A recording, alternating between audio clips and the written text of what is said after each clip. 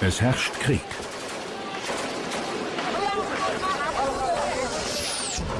Leben, wie wir es kennen, ist hier kaum möglich.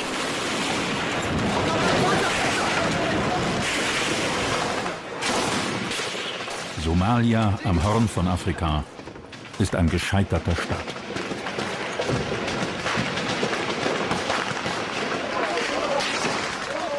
Kaum ein Journalist wagt, das Land zu betreten.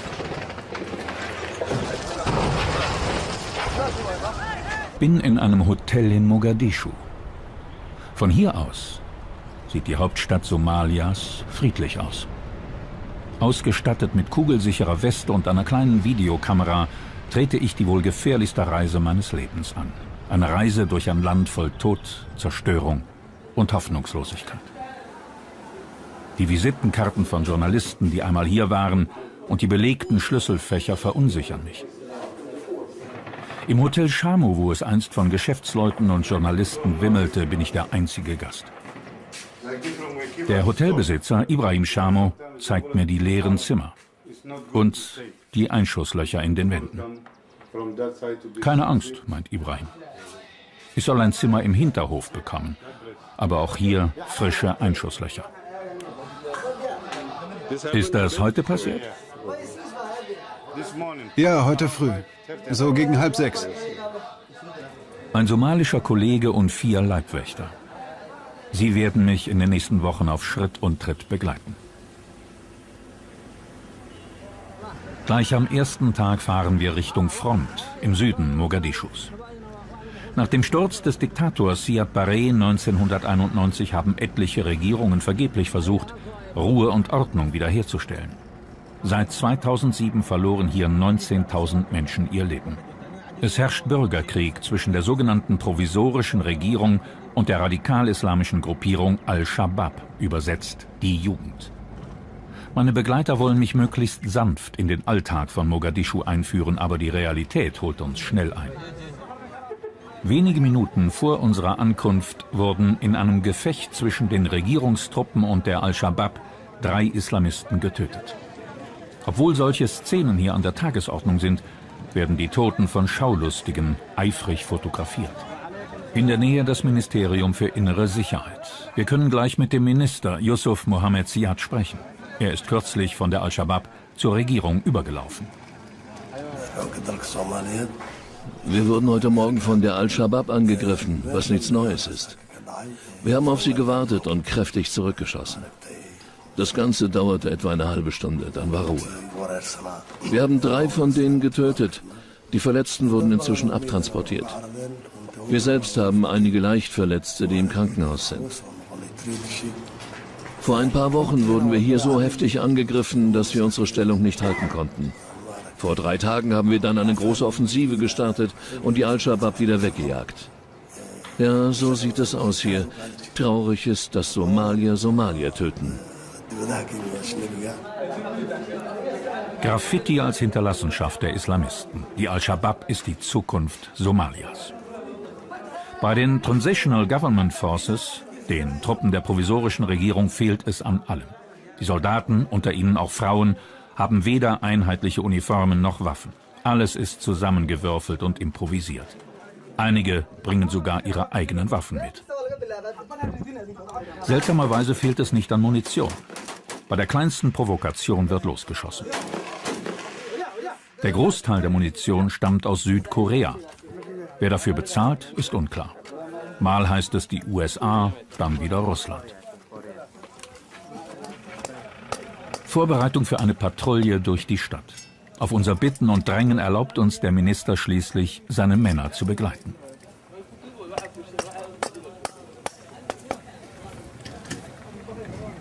Während der Fahrt merken wir, dass es in den Reihen der Regierungstruppen nicht nur Frauen gibt, sondern auch Kinder.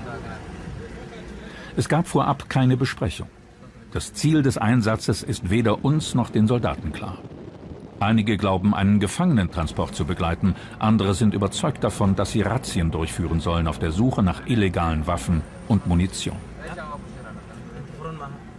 Bei einem Zwischenstopp an einem Polizeistützpunkt nutzen wir die Chance, mit einem der Kindersoldaten ins Gespräch zu kommen. Wie alt bist du? Ich bin 15 Jahre alt.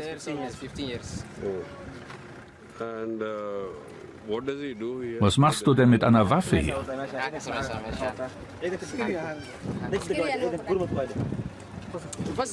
Ja, ich bin Teil dieser Einheit. Ich sammle Waffen von der Straße.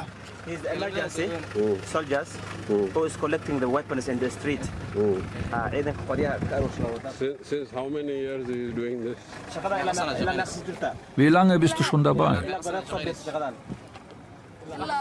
Seit 2 Jahren. Hast du schon einmal jemanden getötet? Ja klar, einen von der Al-Shabaab. Ein Bürgerkrieg, der Kinder zu Killern macht.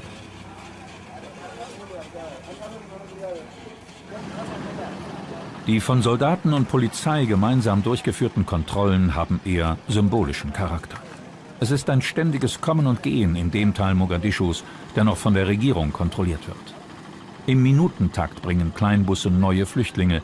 Unter ihnen sind oft auch Kämpfer der Al-Shabaab, die versuchen, in diesen Stadtteil zu gelangen. Plötzlich stoppen die Soldaten die Durchsuchung. 2 von ihnen steigen in unser Auto und befehlen uns, dem Polizeiwagen zu folgen. Als wir schließlich am Hauptquartier ankommen, erfahre ich, dass wir zur Abschlussfeier der Polizeischule eingeladen sind. Der ganze Polizei- und Militärstab Somalias ist anwesend. Jeder, der Rang und Namen hat, darf ans Mikrofon. Der Oberbefehlshaber der Regierungstruppen, General Magdi Bashir, lobt die Polizei für ihren Einsatz, um Ruhe und Ordnung auf die Straßen von Mogadischu zu bringen. Die Stimmung ist heiter und aufgekratzt. Die Polizeikapelle spielt ein Ständchen.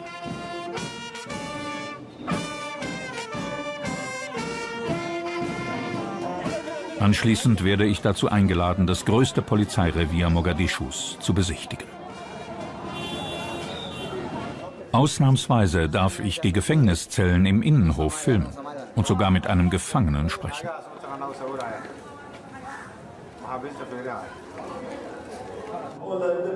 Der 17-jährige Junge erzählt, er stamme aus dem nahegelegenen Dorf Gira. Dort hätten Führer der extremistischen Al-Shabaab ihn gedrängt, sich dem Kampf gegen die Ungläubigen anzuschließen. Direkt nach seiner Ankunft in Mogadischu wurde er festgenommen.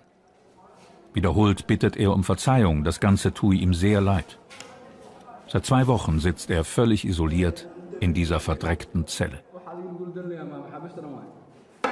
Mohamed Al-Barre ist der Polizeichef von Mogadischu.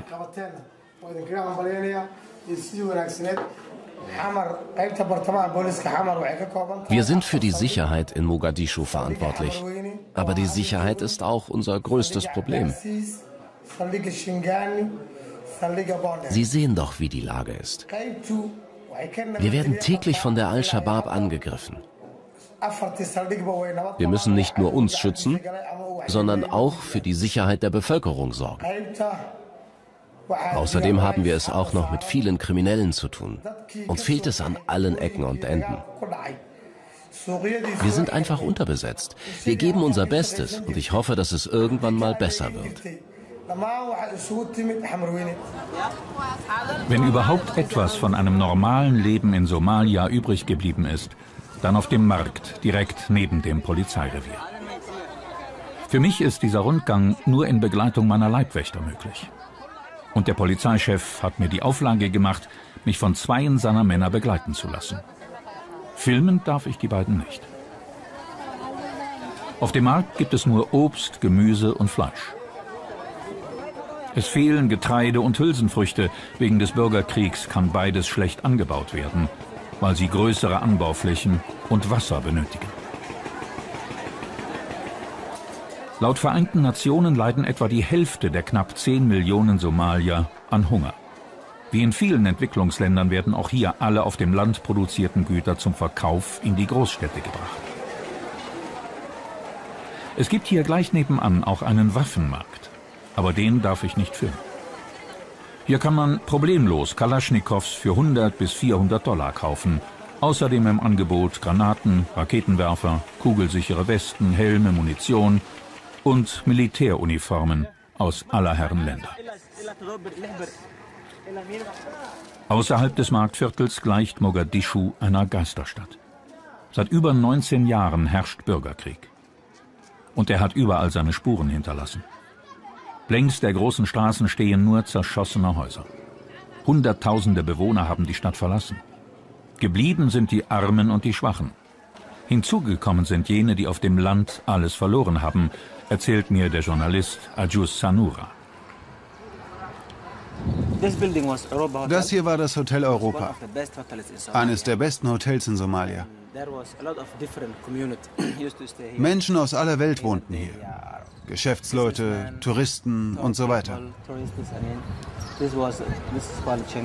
Das Viertel Chingane da vorn war ein Paradies. Und heute? Nach 91 zerstört? Ja, nach 1991. Sie können sich nicht vorstellen, wie wunderschön diese Gegend früher war.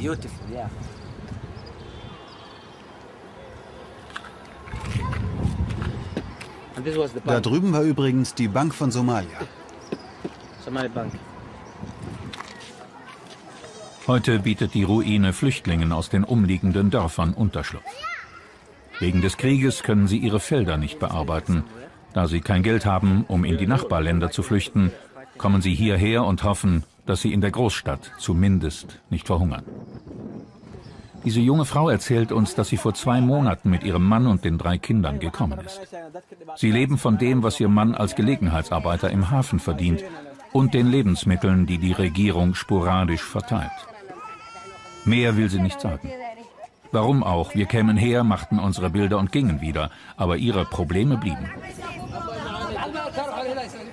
Unmittelbar in der Nähe, direkt am Meer.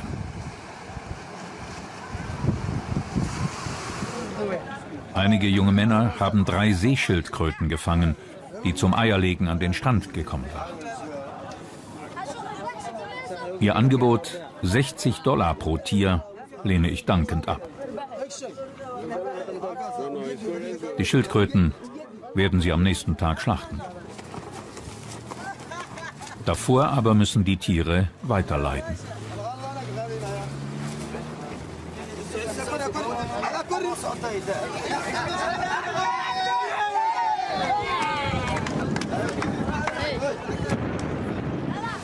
Viele Somalier, vor allem die Flüchtlinge, sind abhängig von den Getreidelieferungen des Welternährungsprogramms der Vereinten Nationen.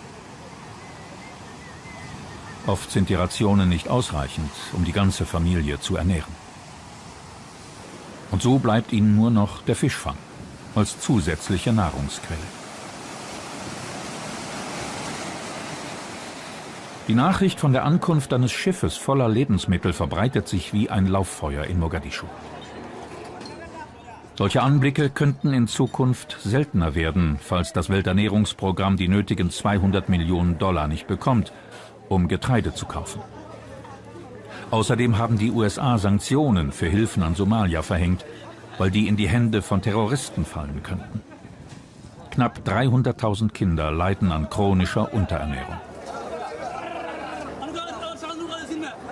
Fast alle der Nahrungsmittel erreichen Somalia über den Seeweg. Wegen der Gefahr von Piratenangriffen müssen die Frachter von der Marine europäischer Länder begleitet werden.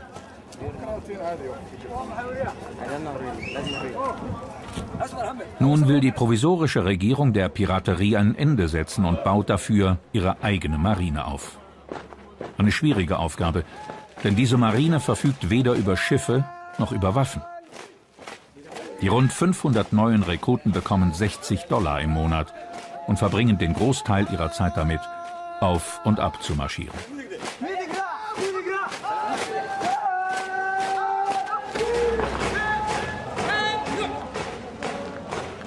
Wir fragen den Admiral ohne Flotte, Farah Ahmed Omar, wie er die gut ausgerüsteten Piraten besiegen will. Diese Kriminellen besitzen keine modernen Waffen und dergleichen.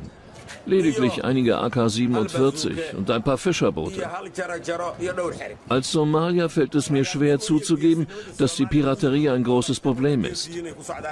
Ich schäme mich dafür. Im Namen der Regierung versichere ich Ihnen, dass ich dieses Problem binnen eines Jahres in den Griff bekomme. Natürlich erwarte ich, dass die internationale Gemeinschaft mich mit Waffen und Geldern unterstützt. Das muss doch in Ihrem Interesse sein. Das Treiben am Ufer sieht eher nach Beschäftigungstherapie aus. Eine ernsthafte Gefahr für die Piraten geht von dieser Truppe wohl nicht aus.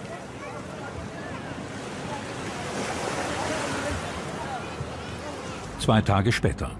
Nach komplizierten Verhandlungen erklärt sich die Führung der Al-Shabaab bereit, mich zu treffen. Sie stellt Bedingungen. 2 einheimische Journalisten ihrer Wahl sollen mich begleiten und ich darf keine Videokamera mitbringen. Ich könnte aber mit meinem Mobiltelefon filmen. Eine seltsame Logik.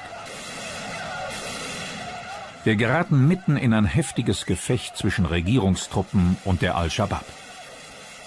Fast täglich greifen die Kämpfer der Al-Shabaab Stellungen der regulären Armee an. Die Islamisten kontrollieren fast 90% Mogadischus.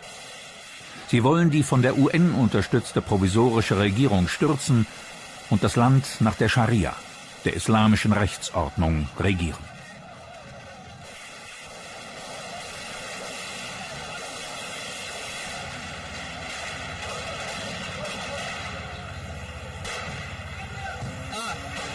Schätzungsweise 7000 Kämpfer hat die Al-Shabaab, darunter auch Ausländer aus Jemen, Sudan, Pakistan, Saudi-Arabien und sogar den USA.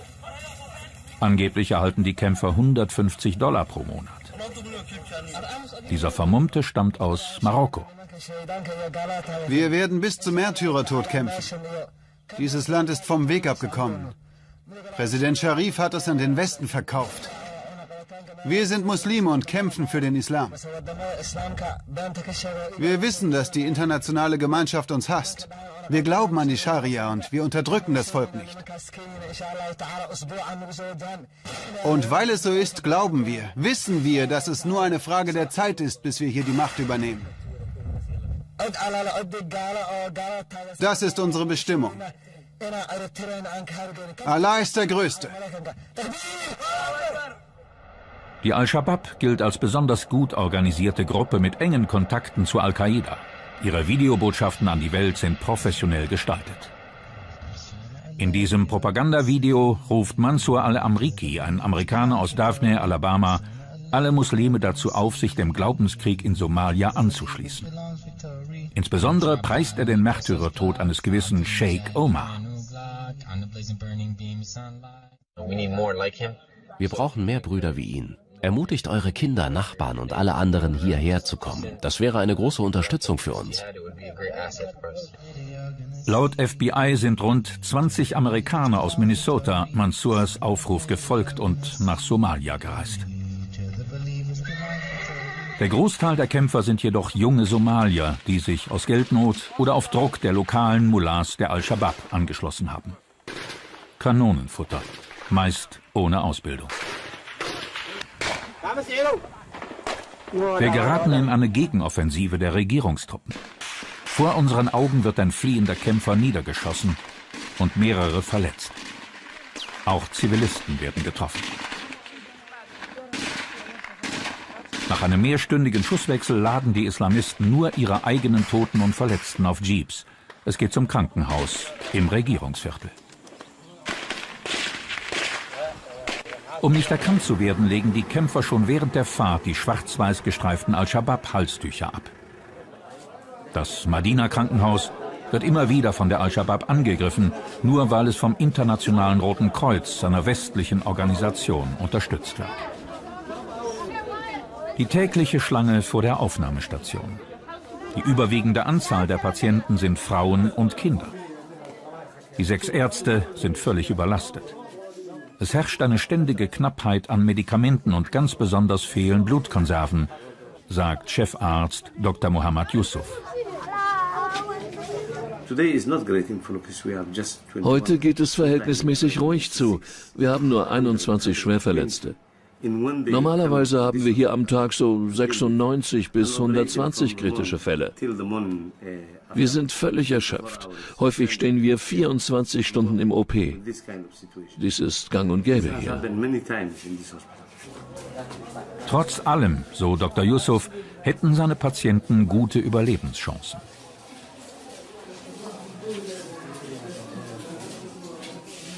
Besorgt ist er jedoch um die Gesundheit seines Krankenhauspersonals. Nicht selten werden er und seine Angestellten auf dem Weg zur Arbeit von der Al-Shabaab angegriffen. Vor kurzem verfolgten sie mich, überholten mein Auto und blockierten den Weg. 4 Männer stiegen aus und fingen an zu schießen.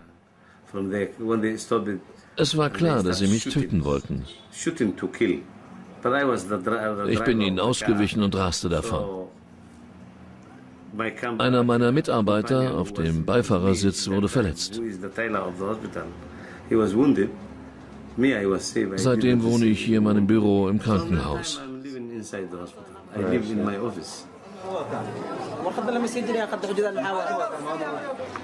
Dr. Yusuf bleibt, aber die meisten fliehen. Das tägliche Chaos hier hat eine Vorgeschichte. 2006 marschierte das äthiopische Militär in Somalia ein und stürzte die damalige radikal-islamische Regierung. Mit dem Rückzug der Äthiopier Anfang 2009 wurde Sheikh Sharif Ahmed von der UN als Präsident einer provisorischen Regierung ernannt. Seitdem eskaliert die Gewalt. Fast 500.000 Somalier haben das Land bereits verlassen. Weitere 1,6 Millionen gelten als Binnenvertriebene. Immer mehr suchen Asyl in Djibouti, Äthiopien oder in Hargeisa, der Hauptstadt des autonomen Somaliland. Der Weg nach Hargeisa im Norden ist gefährlich. Die Flüchtlinge müssen quer durch islamistische Hochburgen wie Beledweyne. Nicht selten werden hier junge Männer gezwungen, sich der Al-Shabaab anzuschließen. Eine Propagandaveranstaltung der Al-Shabaab.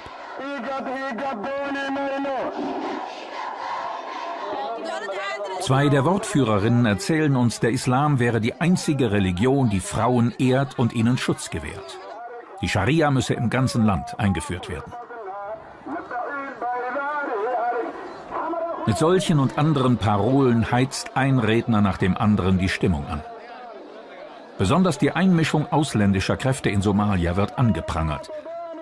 Gemeint sind die USA und der verhasste Nachbar Äthiopien. In den darauffolgenden Tagen überquert eine Einheit des äthiopischen Militärs die Grenze und nimmt gemeinsam mit somalischen Regierungstruppen Beledweyne ein. Kampflos zieht sich die Al-Shabaab aus der Stadt zurück. Nach uralter Guerilla-Taktik formieren sich die Islamisten an der Stadtgrenze neu für den Gegenangriff. Nur mit Kalaschnikows und ein paar Großkaliber-Maschinengewehren wollen sie gegen eine gut ausgerüstete Armee antreten. Auch in den Reihen der Al-Shabaab kämpfen Kinder, wie der 13-jährige Weise Mesan.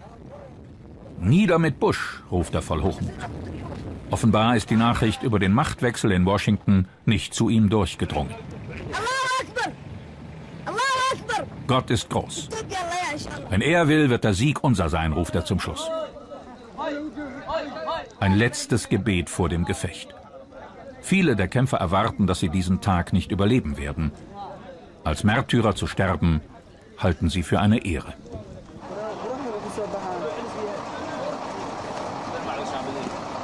Kurz nach dem Mittagsgebet beginnt die Gegenoffensive.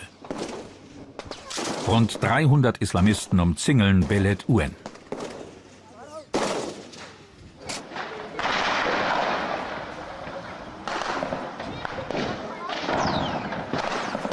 Offenbar haben die Regierungstruppen den Gegenangriff erwartet und in den Vororten Stellung bezogen. Nun schießen sie zurück. Trotz der heftigen Gefechte gibt es auf beiden Seiten zunächst kaum Verletzte oder Tote. Überraschenderweise ist weit und breit kein äthiopischer Soldat in Sicht. Wie wir erfahren, hat sich die äthiopische Armee schon vor 2 Tagen zurückgezogen und die Stadt den somalischen Truppen überlassen. Die Kämpfe toben weiter, doch es wird schnell klar, dass sich die Regierungssoldaten gegen die fanatischen Al-Shabaab-Kämpfer nicht behaupten können. Sie müssen eine Stellung nach der anderen aufgeben und können den Vormarsch der Islamisten in Richtung Stadtmitte nicht verhindern. Dann zeigt sich die ganze Brutalität der Al-Shabaab. Obwohl die Regierungssoldaten längst geflohen sind, sprengen sie ein Benzinlager in die Luft und setzen einen ohnehin zerstörten Panzer in Brand. Sie schießen wahllos um sich.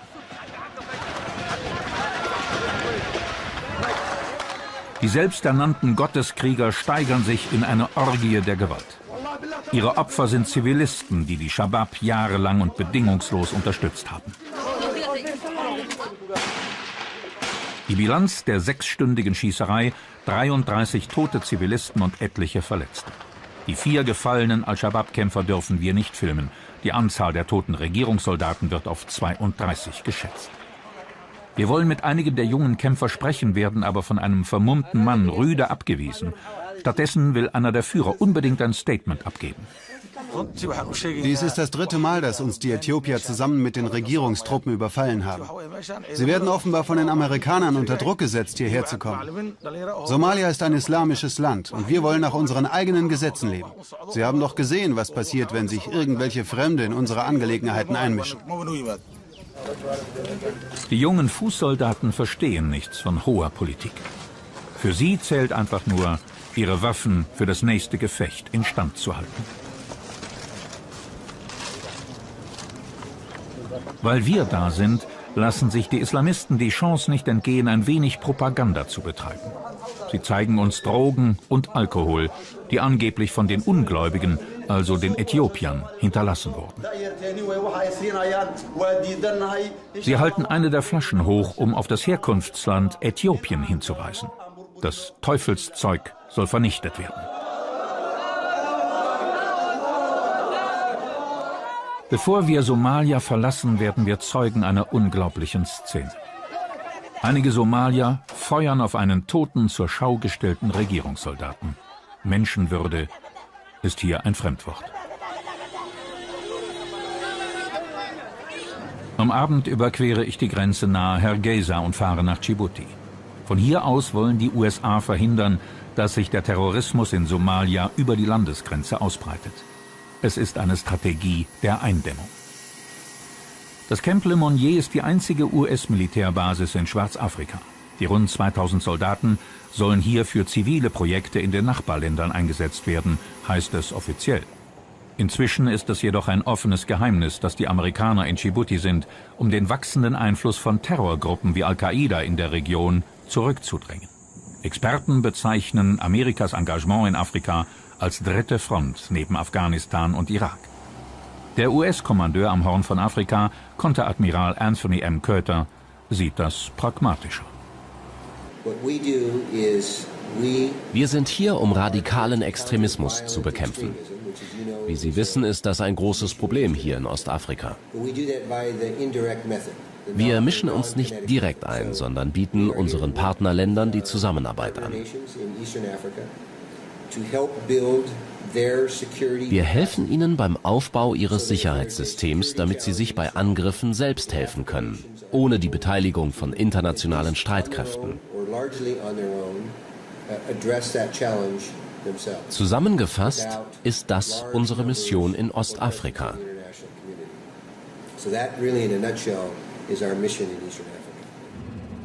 Das Einigeln in der Basis mit allem Komfort, Fitnesscenter, Internetcafé und mehr, das hat einen Grund in der Vergangenheit, die vielen hier noch sehr im Bewusstsein ist.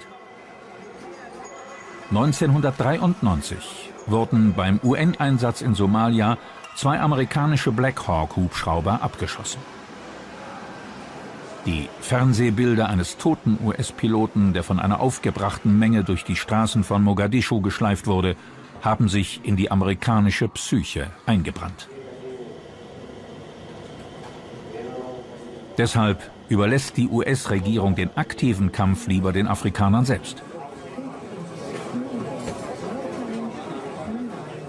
Sie sind hier, weil sie in diesen Stellvertreterkriegen für die notwendige Ausbildung sorgen sollen.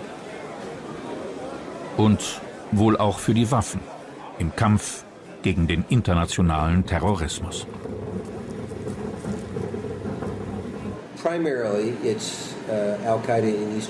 In erster Linie sind wir hier wegen Al-Qaida. Es ist ja bekannt, dass sie vor Afghanistan im Sudan aktiv war und danach auch im Irak und Pakistan. Nachdem der Druck dort größer geworden ist, hat die Al-Qaida in Jemen und Somalia Unterschlupf gefunden. Die beiden Regierungen haben ja allerhand mit Extremismus zu tun. Somalia gilt inzwischen international als ein gescheiterter Staat. Wir sind besorgt, dass das Land zunehmend zum Rückzugsgebiet für radikale Gruppierungen wird. Ich begleite Sergeant Wayne Tigadin auf einer Tour in einige Dörfer an der somalischen Grenze. Tigadin und sein Team haben die Aufgabe, Entwicklungshilfeprojekte in Djibouti durchzuführen. Es ist ein kleines, armes Land mit rund 800.000 Einwohnern. Die Haupteinnahmequelle ist die Pacht, die die Amerikaner und Franzosen für ihre Stützpunkte bezahlen. Die Amerikaner sind hier sehr willkommen und haben absolute Bewegungsfreiheit.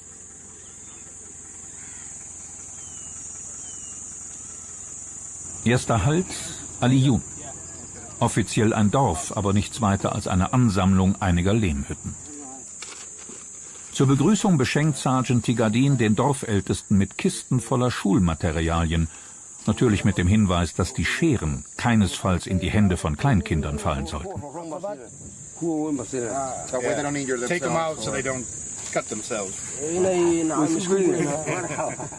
Tigadin erkundigt sich nach den Bedürfnissen der Dörfler. Die Soldaten streicheln Ziegen und machen Smalltalk. Was sich hier abspielt, ist die Bilderbuchumsetzung von Teilen der neuen Afrikapolitik Amerikas. Die sogenannte Hearts and Minds Strategie. Die Menschen sollen durch Gesten der Wohltätigkeit für den Antiterrorkampf gewonnen werden.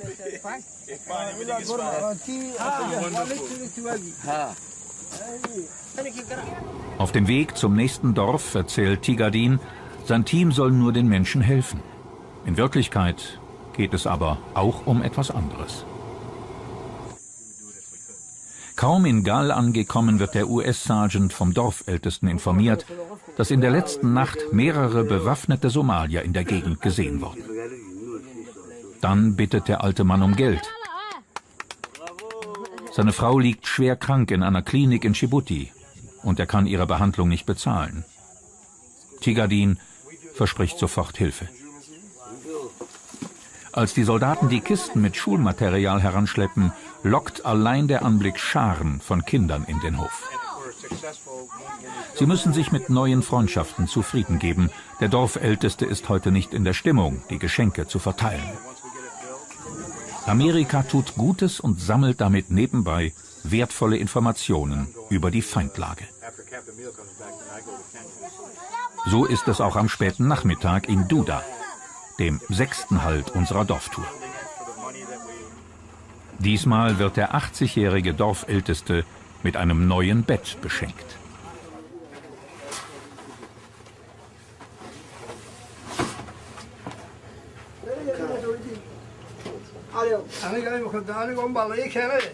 Tigadin informiert den alten Mann, dass er in den nächsten Tagen zum Militärkrankenhaus gebracht würde, um seinen grauen Star operieren zu lassen.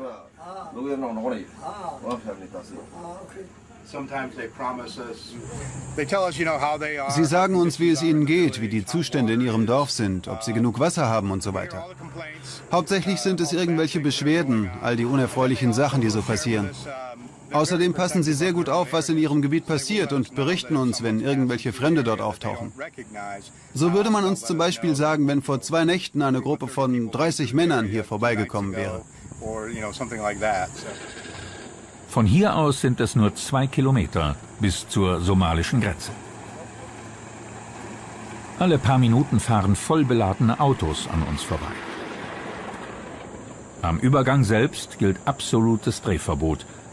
Wir wissen nicht, wie genau kontrolliert wird. Sind das Flüchtlinge?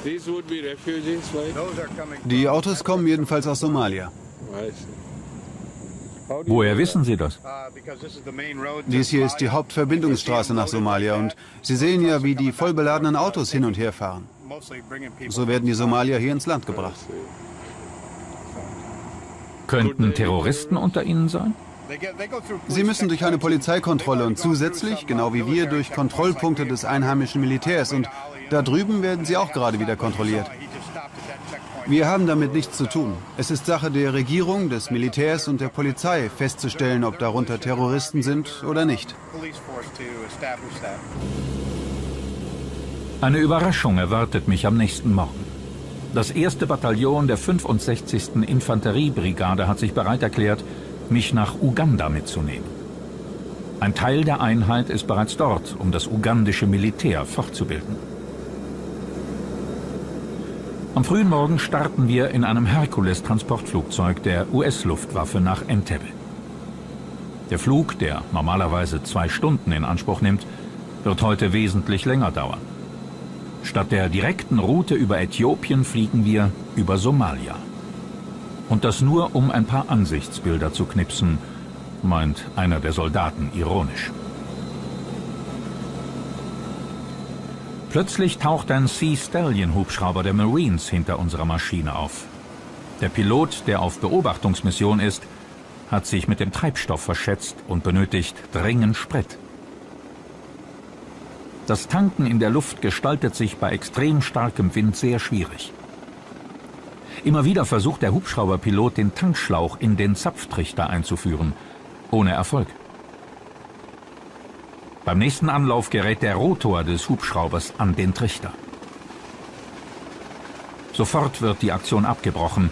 Der Hubschrauber muss in den Bergen notlanden. Mehr als 1 Stunde kreisen wir in der Gegend, bis eine Rettungsmannschaft den Hubschrauber erreicht hat.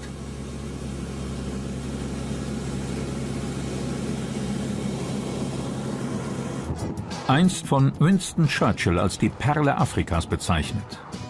Entebbe. Wir fahren den berühmten Lake Victoria entlang. Wir sind auf dem Weg zur Kasenyi-Militärschule, wo die Amerikaner mir einen weiteren Baustein ihrer neuen Afrikapolitik vorführen möchten. 27 US-Ausbilder unterrichten in Kasenyi etwa 300 ugandische Soldaten in Terrorbekämpfung.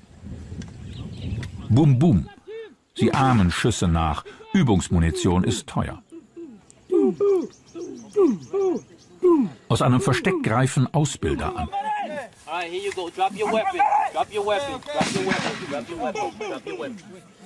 Obwohl es sich nur um eine Simulation handelt, nehmen die Männer aus Uganda das Kriegsspiel ziemlich ernst.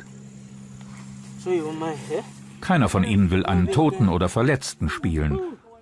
Und schon gar nicht die Rolle eines Sanitäters.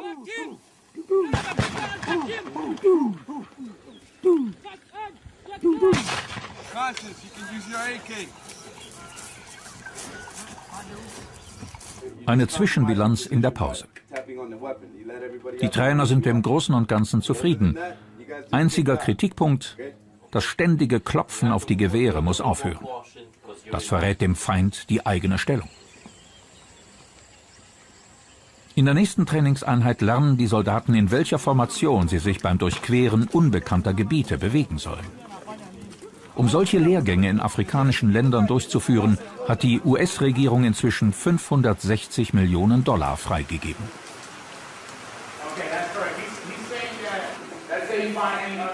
Nach dem Mittagessen beginnt der theoretische Teil der Fortbildung. Im Mittelpunkt steht die Vorgehensweise bei der Durchsuchung eines Fahrzeugs. Die Soldaten verfügen über Englisch-Grundkenntnisse, doch oft haben sie Schwierigkeiten mit den amerikanischen Ausdrücken für verschiedene Teile eines Autos. Da hilft auch die Anwesenheit des Dolmetschers nicht. Der Ausbilder muss zum Stift greifen und das entsprechende Fahrzeugteil auf die Tafel malen.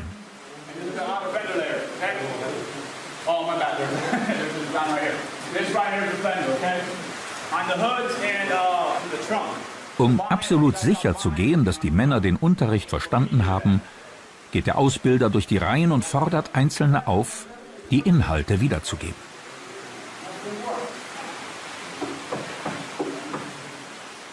John Kolsa ist Sergeant der ugandischen Armee.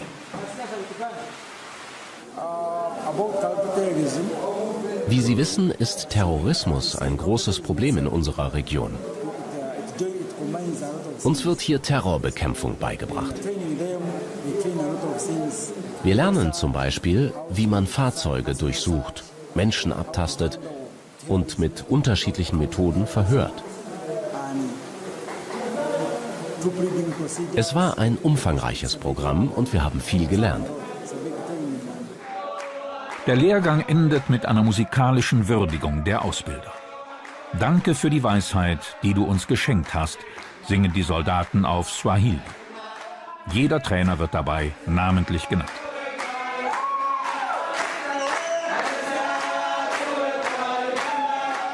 Schon morgen werden einige der ugandischen Soldaten in Mogadischu sein, als Verstärkung für die Truppen der Afrikanischen Union, genannt EMISOM.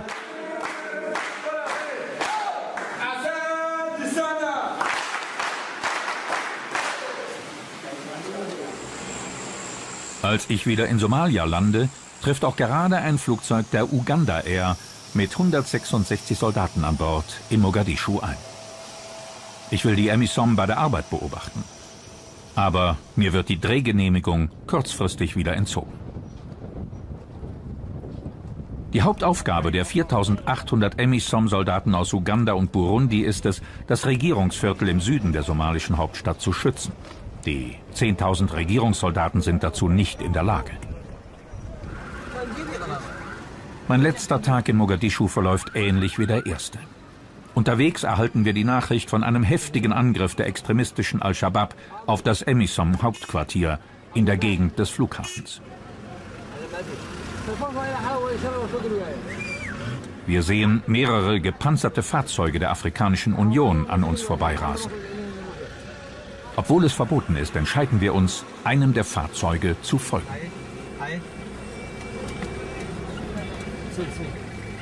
Nachdem der letzte EMISOM-Panzer weggefahren ist, verlassen meine Leibwächter das Auto, um festzustellen, ob ich hier ungefährdet filmen kann. Kurz danach, umringt von meinen 4 Bewachern, überquere ich die Straße. Wieder einmal erwartet mich eine Szene des Grauens. 3 junge Al-Shabaab-Kämpfer.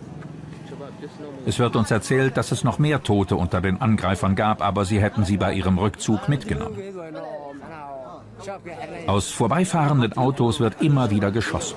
Für mich eine der gefährlichsten Situationen bei meinem Aufenthalt in Somalia. Die Leichen werden abtransportiert.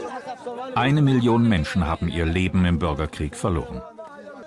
Die Welt überlässt die Menschen hier weitgehend ihrem Schicksal und der Hoffnungslosigkeit in einem gescheiterten Staat.